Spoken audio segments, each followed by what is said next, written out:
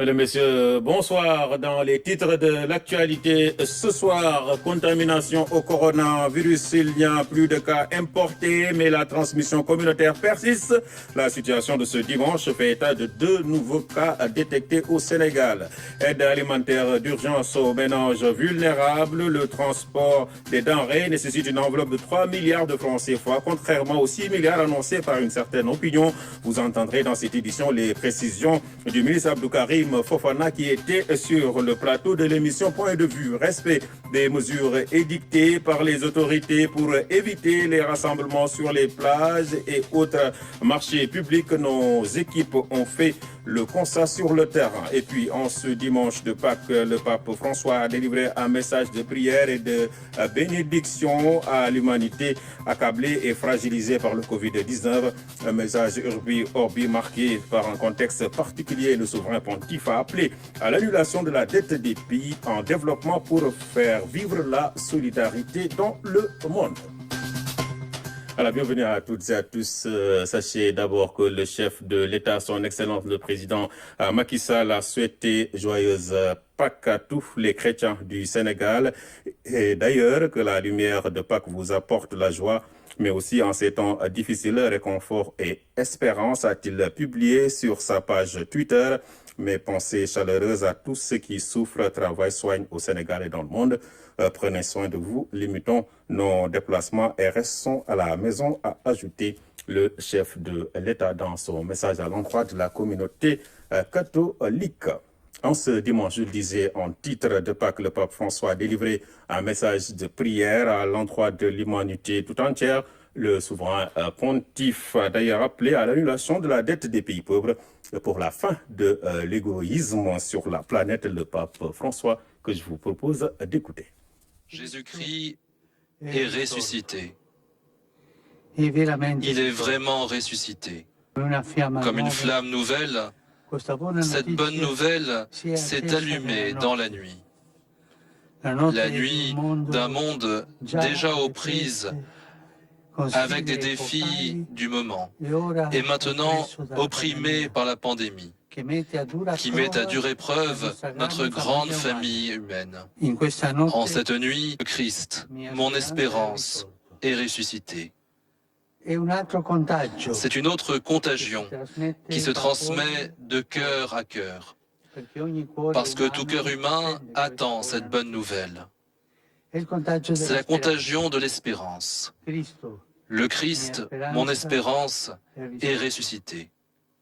Il ne s'agit pas d'une formule magique qui fait s'évanouir les problèmes. Elle est au contraire la victoire de l'amour sur la racine du mal. Nous tournons notre regard vers lui pour qu'il guérisse les blessures de l'humanité accablée. Aujourd'hui, ma pensée va surtout à tous ceux qui ont été frappés directement par le coronavirus, aux malades, à ceux qui sont morts et aux familles qui pleurent la disparition de leurs proches, auxquels parfois elles n'ont même pas pu dire un dernier au revoir. Mais le Seigneur ne nous a pas laissés seuls. Restant unis dans la prière, nous sommes certains qu'il a mis sa main sur nous, en répétant avec force « Ne crains pas, je suis ressuscité et je suis toujours avec toi ».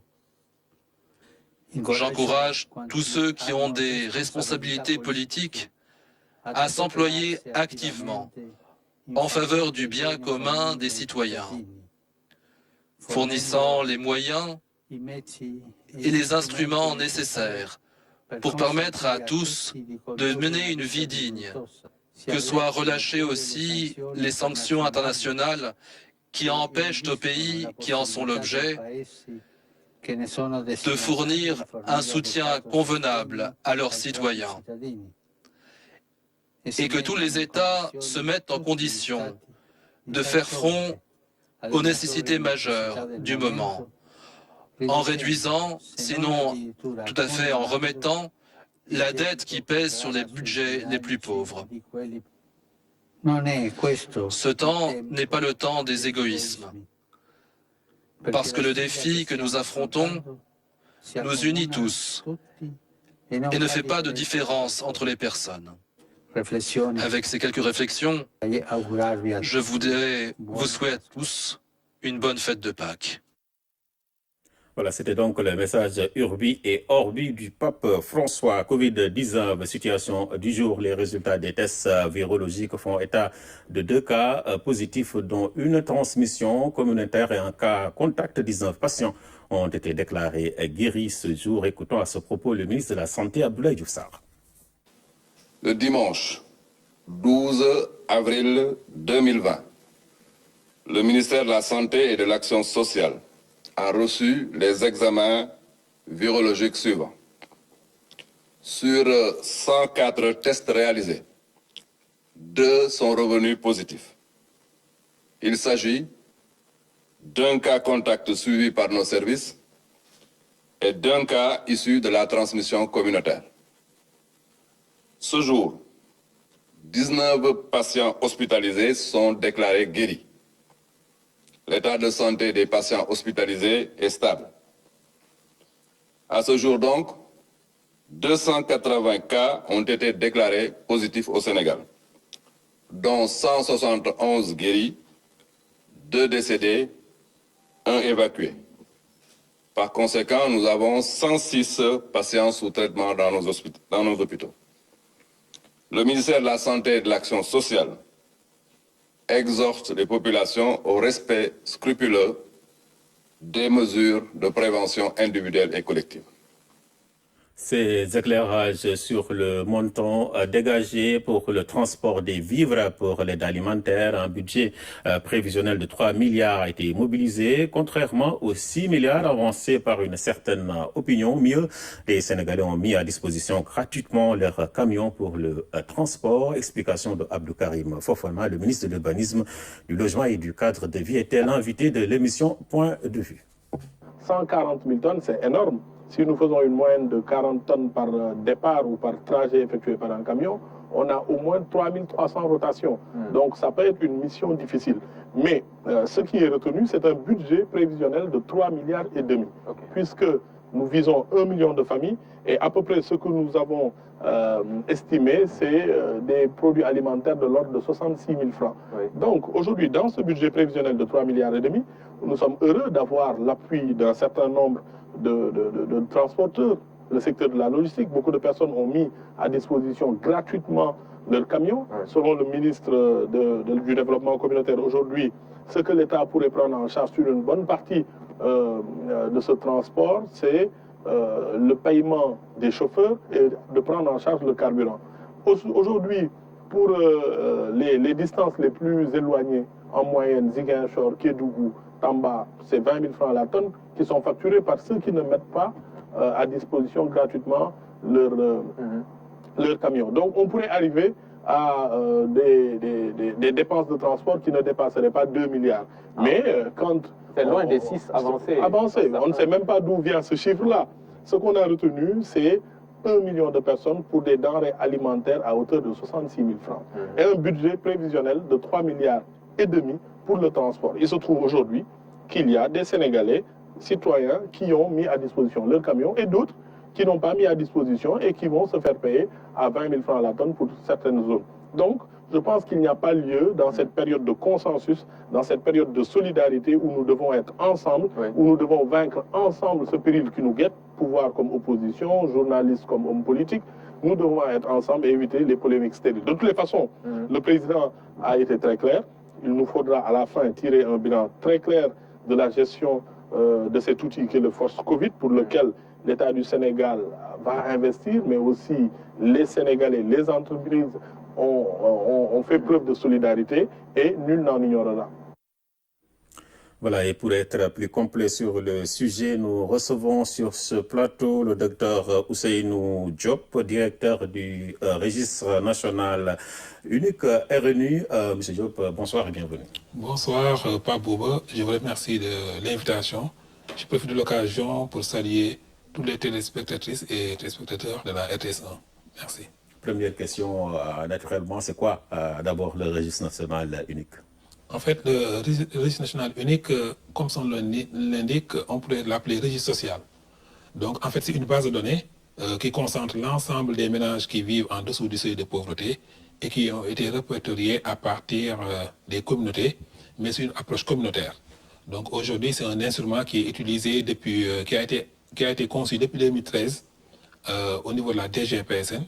Et aujourd'hui, ça concentre près de 558 045 ménages, aujourd'hui, qui répartis dans toutes les communes, tous les villages et quartiers du Sénégal.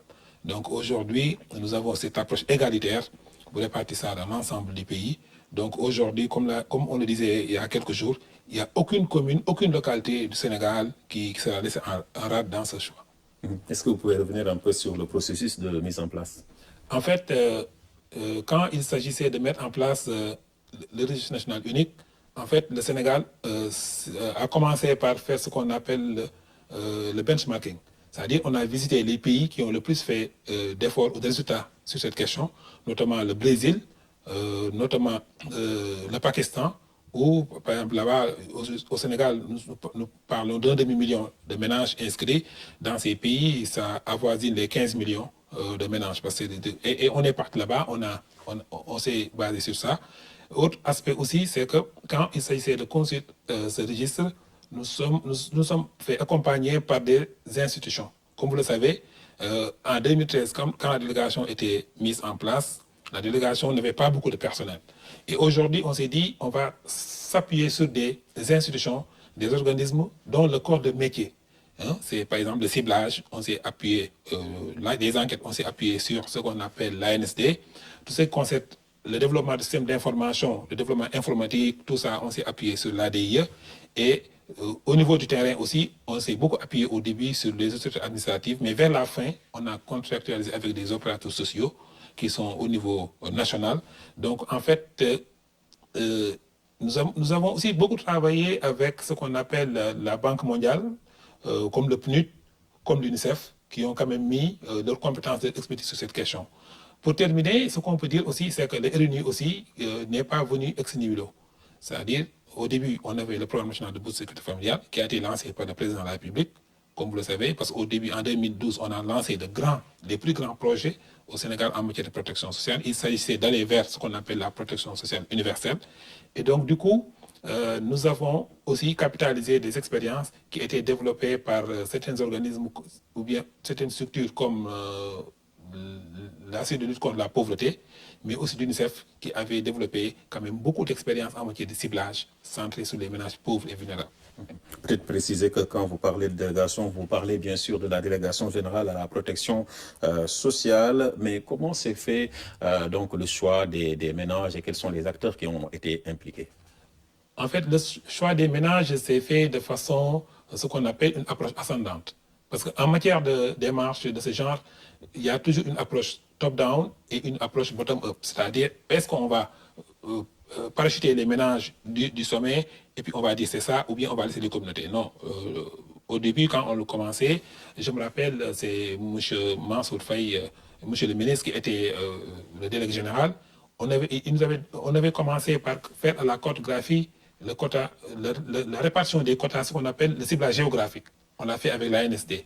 Et après ça, on a fait ce qu'on appelle le ciblage communautaire. Le ciblage communautaire, c'est quoi? C'est qu'on va, dans chaque village, dans chaque quartier du Sénégal, mettre en place un comité où on a une composition, la composition la plus représentative et inclusive, avec les représentants des femmes, des jeunes, des associations communautaires, les chefs de village, les chefs de quartier, les ONG, les structures de consanté de l'État.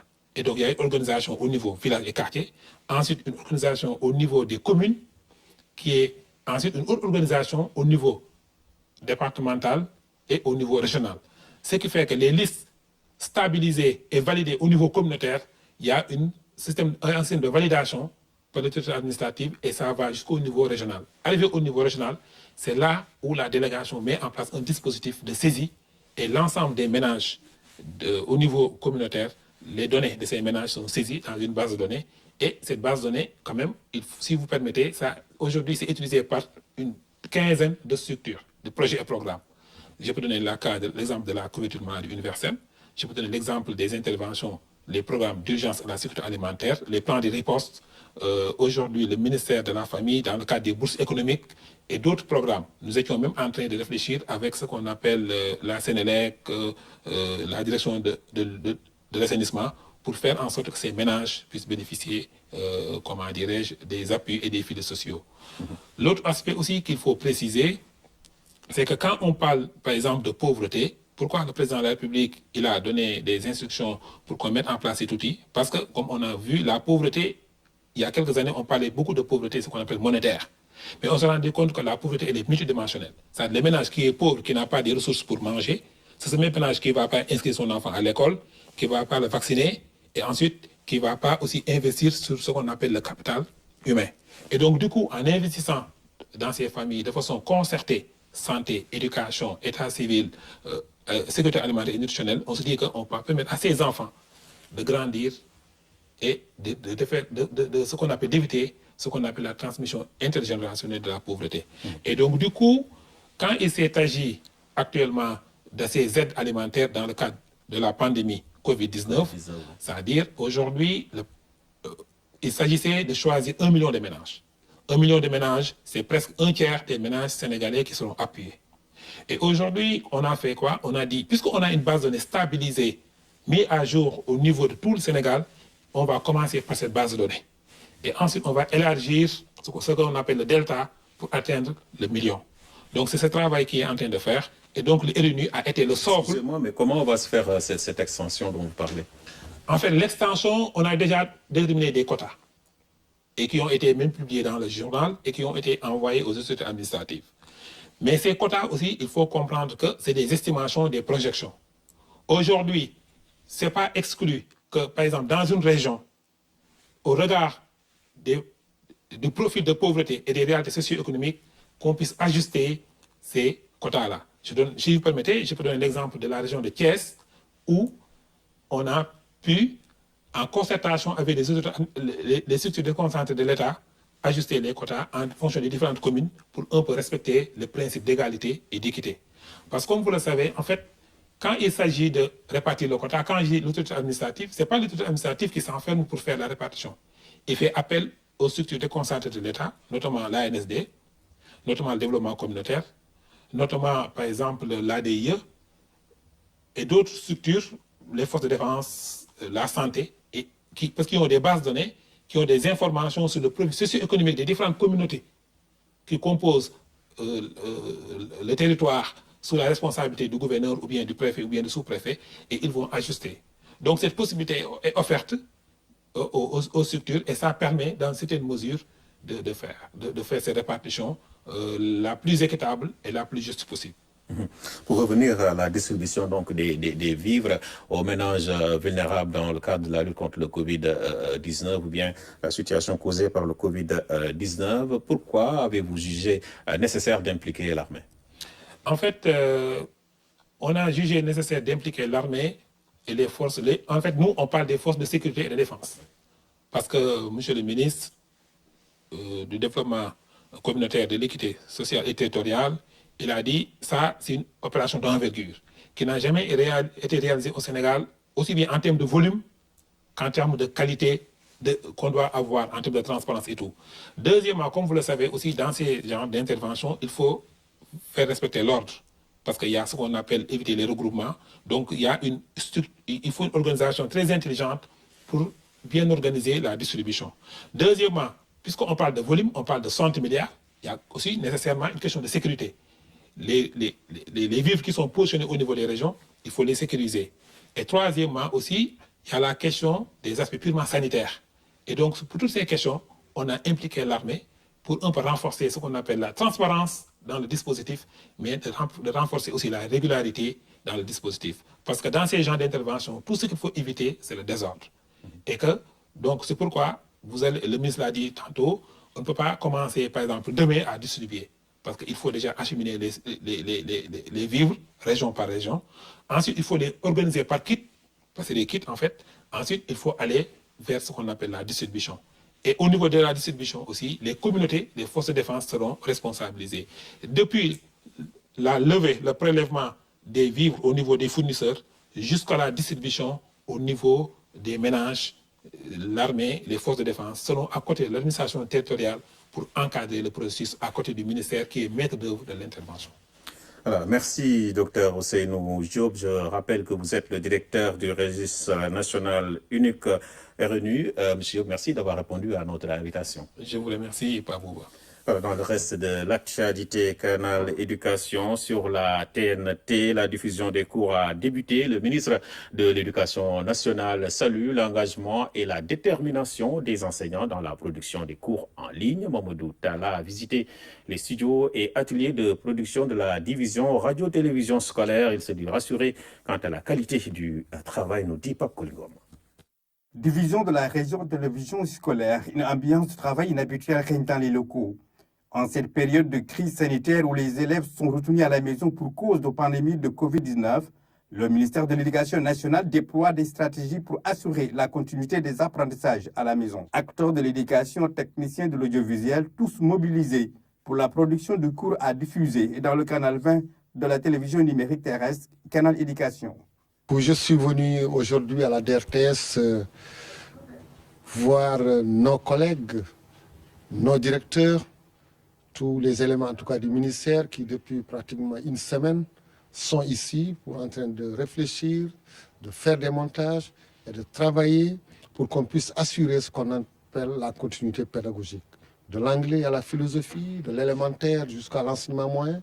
Donc c'était important qu'on vienne voir ici au niveau de la DRTS ce qu'ils sont en train de faire. Dans les différents ateliers, les enseignants sont à pied d'œuvre pour l'enregistrement des ressources numériques. Le travail qui a duré 3 jours actuellement consistait à faire des résumés, n'est-ce pas, de cours sur ce qui a été vu déjà en classe par les élèves, sur la base, n'est-ce pas, des vidéos. Par la suite, bien sûr, le travail va se poursuivre sur le reste du programme de terminale. Il s'agira pour nous de dérouler complètement toutes les vidéos au profit des élèves et des professeurs. Nous avons dans un premier temps revisité les progressions actuelles en français, en mathématiques, en ASVS. Et nous avons ensuite proposé aux enfants des activités de consolidation. Et nous comptons aussi intégrer dans la production toutes les académies et toutes les IEF du Sénégal. Après avoir effectué un tour dans les différents bureaux et ateliers de production, le ministre Mamadou Talla livre ses impressions. Nous sommes dans une dynamique d'installation d'une nouvelle chaîne de notre canal qu'on appelle Canal Éducation. Alors regardez et voir si les conditions sont réunies et on est très satisfait de ce que nous avons vu. Mais j'ai trouvé des personnes responsables, engagées, déterminées, dans des conditions extrêmement difficiles. J'ai fait le tour, j'ai vu la philosophie, j'ai vu les sciences physiques, j'ai vu l'élémentaire et j'ai surtout regardé les conditions d'enregistrement que nous avons ici au niveau de la DRTS. Malgré la pause notée dans les écoles, les enseignants du Sénégal manifestent leur soutien au ministère de l'Éducation nationale à travers l'initiative Apprendre à la maison. Déjà, une dizaine de leçons sont produites et validées par le comité pédagogique du ministère de l'Éducation nationale. Elles sont diffusées tout au long de cette période sur le canal Éducation. Voilà, Pape Kolingom, je rappelle que le lancement officiel de cette chaîne plutôt Canal Éducation, est prévu demain dans les locaux de la RTS après le journal télévisé de 20h. Il y a de cela quelques jours, le gouverneur de Dakar avait pris 3 mesures pour limiter la propagation du Covid-19. La première concerne les lieux de commerce. 48 heures après, dans les marchés de Grand Yoff, Colobane et Tilène, cette mesure n'est pas très respectée. La raison économique est avancée, même si les marchands ambulants et autres grands commerçants sont sensibles à la propagation du virus et comptent se conformer à la loi, disent-ils. Les reportages est signé à Basso. L'une des 3 mesures prises par le gouverneur Al-Hassan Sall porte sur les commerces non essentiels et les marchés flottants. 48 heures après, le constat se passe de commentaires au marché Grand Yoff. Ici, l'ouverture de ces commerces attire notre attention. Il est 16h15. Même constat au marché de Colobane ou le marché de Tilène. Partout, les commerçants sont à la recherche de clients. Nous comptons beaucoup sur l'appui de l'État pour prendre en charge nos familles. Nous sommes d'accord pour les mesures, mais ce sera trop difficile et force restera à la loi.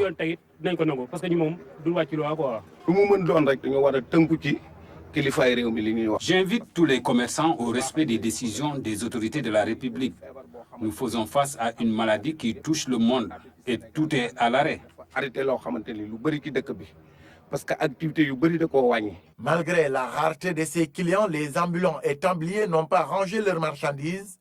À côté, d'autres ont fermé boutique pour se conformer à cette mesure. Nous sommes au courant de la fermeture des marchés pour 21 jours et nous sommes très inquiets. Nous, les ambulants, nous assurons la dépense au jour le jour. Par contre, ils estiment prendre toutes les dispositions d'hygiène pour arrêter la propagation du Covid.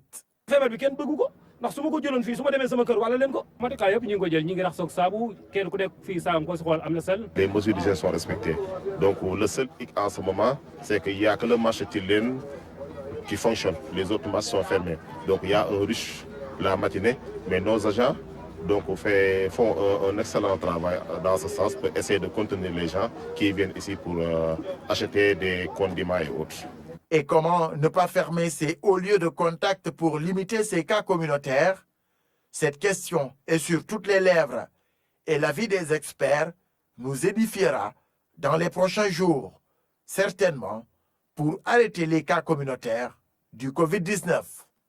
Voilà, ce second tour dans les plages ou bien au niveau des plages de la capitale permet de constater que les mesures édictées par les autorités sont bien respectées, même si certains concitoyens sont têtus dans leurs habitudes, nous dit Maman Sagnan.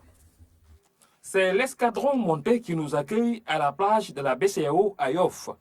D'habitude grouillante de monde, la plage est restée vide ce dimanche. Pas âme qui vive.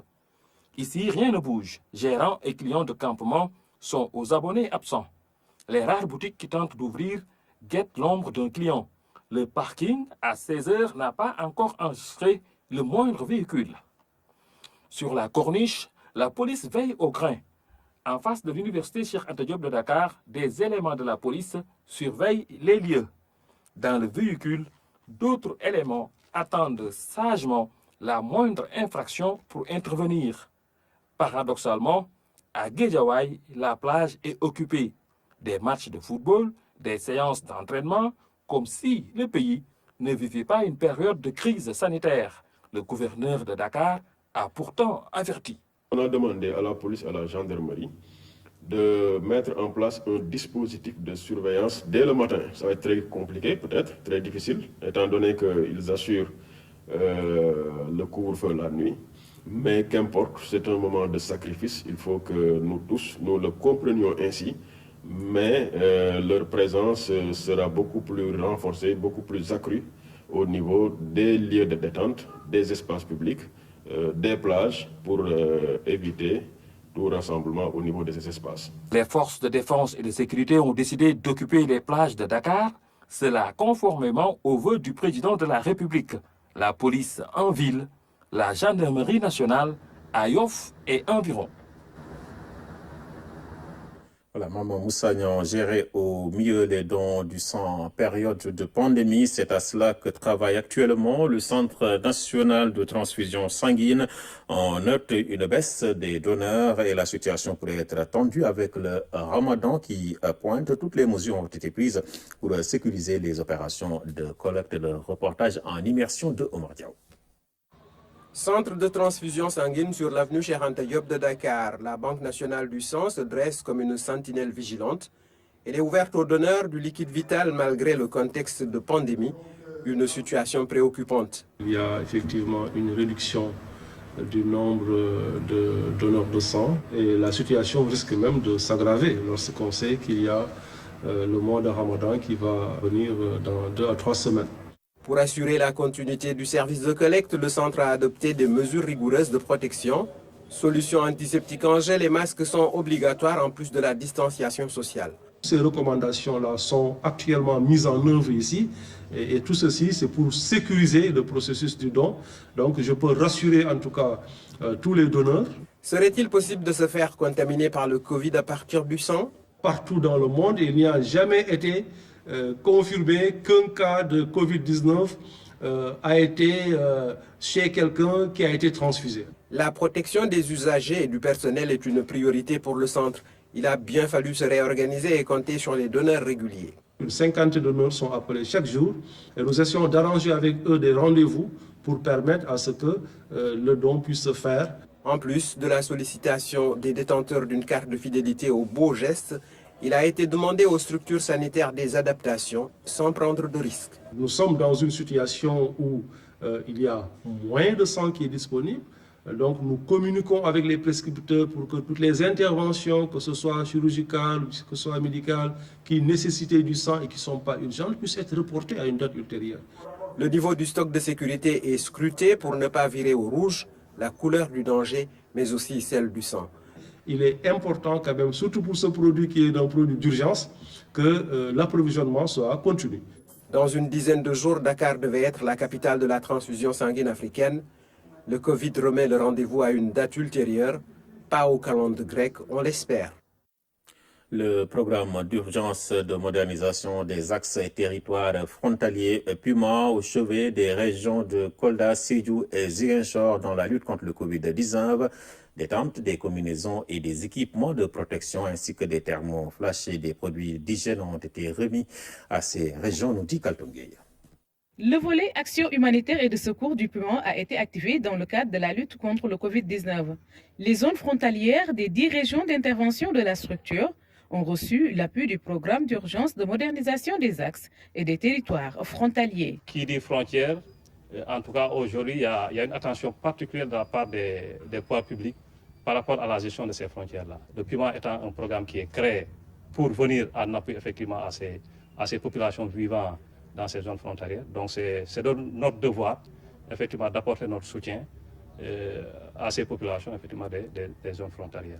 Des tentes d'isolement, des combinaisons de protection, des thermoflash, des produits d'hygiène et des kits de lavage des mains, du matériel qui va contribuer à la bonne prise en charge d'éventuels malades, mais surtout il va permettre au personnel soignant de se protéger. Vous savez que nous avons besoin d'avoir des agents de santé qui sont en sécurité pour qu'ils puissent travailler avec beaucoup d'efficacité et pour qu'ils puissent faire face, en tout cas, aux besoins d'investigation et de prise en charge des patients.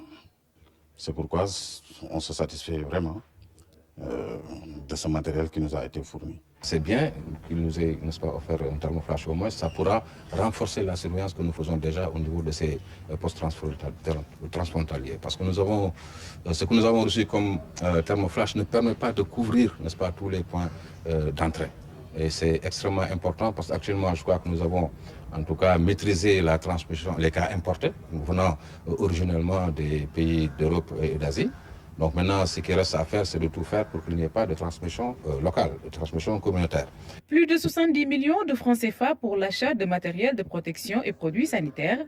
Les régions de Kolda, Sédhiou et Ziguinchor ont été renforcées. Par rapport à ce matériel également, me réjouir fortement de la mise à disposition de cette tente. Comme le médecin-chef de région l'a rappelé, après une première réunion qu'on a faite, tous les districts sanitaires avaient pu aménager des salles d'isolement, des salles de mise en quarantaine par rapport aux cas suspects, sauf Médina Yoro Fula, qui ne disposait pas de locaux appropriés à cet effet. Donc je pense que c'est une tente qui vient nous régler ce problème-là. Ce combat mobilise tout le monde et chacun doit jouer sa partition. Heureusement que PUMA l'a compris et je crois que c'est la énième fois ou bien la énième région à recevoir un appui du PUMA. Donc nous ne pouvons que saluer ce geste, n'est-ce pas, et prendre l'engagement que ces produits qui sont mis à la disposition du comité régional de lutte contre les épidémies, ces produits seront utilisés à bon escient. Mais en plus de ça, nous demandons à la presse, mais aussi au Puma, de nous accompagner, surtout sur la sensibilisation.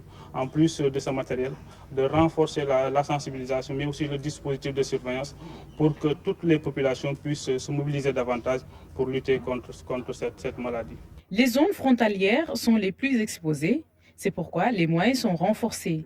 Le programme d'urgence de modernisation des axes et territoires frontaliers, PUMA, compte mettre tout en œuvre pour lutter contre le Covid-19 et par la même occasion, protéger les populations. Le graffiti art urbain comme moyen de lutte contre le Covid-19, des fresques murales avec des messages de sensibilisation sur les gestes barrières.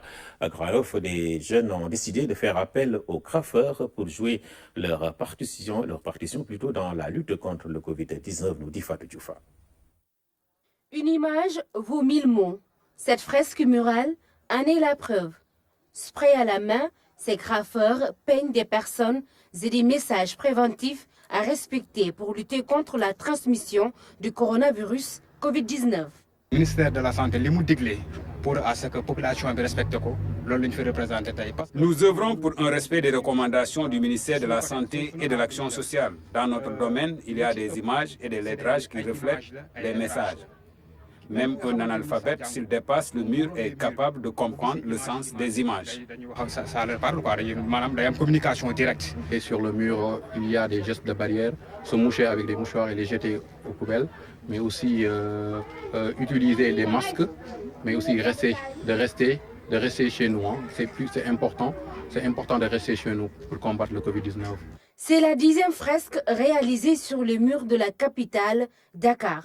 Sensibiliser les jeunes de la cité Konachap de Grand-Yoff, c'est leur effort de guerre contre le Covid-19. Nous nous sommes dit pourquoi pas ne pas entrer dans ce combat et combattre le Covid-19 pour que nous puissions recourir à nos activités respectives. Donc c'est dans ce cadre qu'on s'est mobilisé, moi et mes amis et grands frères et amis, pour faire cet acte pour sensibiliser les populations grand-yoffoises, plus particulièrement celles de la cité Konachap. Une œuvre belle et utile, le graffiti, un art urbain au service de la population. Ainsi, ces artistes s'engagent à vaincre ce maudit virus qui a emporté Pape Diouf, ancien président de l'Olympique de Marseille. Restez chez vous, mieux vaut être confiné que d'être confirmé positif. Le Covid fait douter les États-Unis, le pays le plus puissant du monde, mais aussi le plus affecté. À ce jour, les statistiques sont mauvaises et pourraient être pires que partout ailleurs. New York a perdu son dynamisme et ses millions d'habitants vivent dans l'angoisse. L'Amérique face au Covid, la puissance relative, c'est la chronique du jour signée Omar Diaw. Pour comprendre la redoutable force du petit Covid-19 invisible, il faut voir comment le fléau est en train de frapper et d'ébranler le puissant pays de l'oncle Sam. L'onde de choc est pour certains comparable à celle qui a secoué le pays après l'attaque de Pearl Harbor en décembre 1941. Ce qui est inquiétant, c'est l'avis de spécialistes avertis de prévisions économiques, redoutant une situation plus catastrophique que tous ces événements antérieurs. D'évidence, en ce moment, les jobs se perdent par millions et les vies par milliers. Au palmarès, les USA sont devant comme au JO, Olympiade repoussée par le Covid qui n'invite pas aux Jeux. Le système sanitaire américain laisse à la marge plus de 20 millions de citoyens. Ce paradoxe dans l'accès aux soins a été à l'origine de l'Obamacare, pour lequel son successeur a dit « I don't care about ». Par ailleurs, sans doute pris par le vertige de la croissance et l'idée d'un second mandat, Trump n'avait pas pris au sérieux cette maladie quand elle babillait dangereusement dans son berceau chinois. New York, symbole des immigrants qui arrivaient remplis d'espoir, donne une image misérable et fantomatique. La crise met à nu des spécificités socio-démographiques de ce pays multiracial où le souvenir de la ségrégation est encore dans les mémoires, surtout des Noirs. Car plus que toute autre communauté, celle des Afro est exposée aux risques sanitaires covidiens et pas que. Les héritages du passé expliquent bien des choses, mais plus largement, l'histoire enseigne que les États-Unis ont su vaincre plus d'un péril, même si ce n'est pas à la Rambo ou en 24 heures chrono. Alors Omar Diaw, la puissance relative, donc la chronique du jour. L'actualité sur l'international, le Premier ministre britannique Boris Johnson est sorti d'hôpital ce dimanche. C'est suite à des complications liées au Covid-19 qu'il a été admis en soins intensif. Et ce dimanche, le pape François était à la basilique Saint-Pierre pour le message Urbi et Orbi. Et nous parlerons également dans cette actualité internationale du bilan sur l'international du Covid-19. Plus de 102 000 morts sont à ce jour enregistrés dans le monde. Le récit de Seydina Adunfal. Hospitalisé depuis une semaine à cause du coronavirus, le Premier ministre britannique Boris Johnson est sorti de l'hôpital ce dimanche. Il a remercié le service public de santé de lui avoir sauvé la vie. N'oublions pas de suivre les règles de distanciation sociale, de rester à la maison, de protéger notre NHS et de sauver des vies. Stay at home, protect our NHS. Un dimanche de Pâques confiné, une première dans l'histoire de l'Église. Il n'y a pas eu de bénédiction Urbi Orbi comme le veut la tradition. Le pape François était seul, sans fidèles, dans la basilique Saint-Pierre pour la messe de Pâques. Au total, la pandémie de Covid-19 a fait plus de 102 000 morts dans le monde. Plus d'1 800 000 cas confirmés ont été notés. Avec plus de 20 000 morts, les États-Unis deviennent le pays qui recense le plus de décès. Le nombre de morts repart à la hausse en Espagne et baisse au Royaume-Uni et en Italie. La Chine a désormais largement endigué l'épidémie, mais elle reste sur le qui-vive face aux personnes venant de l'étranger, potentiellement porteuses du coronavirus et donc susceptibles de provoquer une deuxième vague épidémique. L'Union africaine a fait part de sa préoccupation au sujet de la situation d'Africains installés en Chine, notamment dans le sud du pays, à Canton, et qui se disent victimes de discrimination après plusieurs cas positifs au Covid-19 parmi la communauté nigériane. Et je rappelle, avant de nous quitter, le président de la République a souhaité joyeuse fête de Pâques à tous les chrétiens du Sénégal et d'ailleurs, que la lumière de Pâques vous apporte la joie, mais aussi en ces temps difficiles, réconfort et espérance, a-t-il publié sur sa page Twitter. Mes pensées chaleureuses à tous ceux qui souffrent, travaillent, soignent au Sénégal et dans le monde. Prenez soin de vous, limitons nos déplacements et restons à la maison, a ajouté le chef de l'État dans son message sur Twitter. Ainsi se referme cette édition, mesdames et messieurs. Merci à vous de l'avoir suivi. Je vous souhaite de passer d'excellents moments en compagnie des programmes de votre télévision nationale.